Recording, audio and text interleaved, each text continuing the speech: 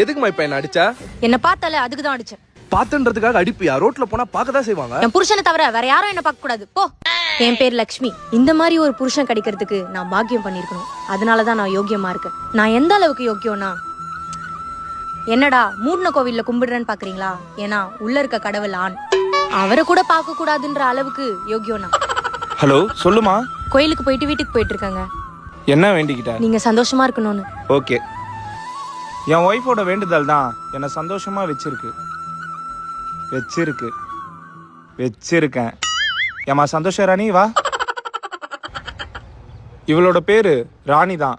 ஏன் சந்தோஷ ராணின்னு வச்சேன்னா, இவ கூட இருக்கும் போதெல்லாம் சந்தோஷமா இருப்பேன். போலாமா? என் சந்தோஷ ராணியை கூட்டிட்டு போகும்போது தான் என் சந்தோஷம் போற மாதிரி ஒரு விஷயம் நடந்தது. ஐயோ, என் ஒய்ஃபு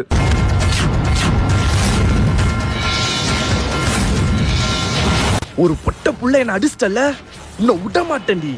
யோக்கிய லட்சுமியும் பாக்கிய புருஷனும் உங்கள் எங்க டிவியில் காண தவறாதீர்கள். Sponsor by கோமனப்பட்டி.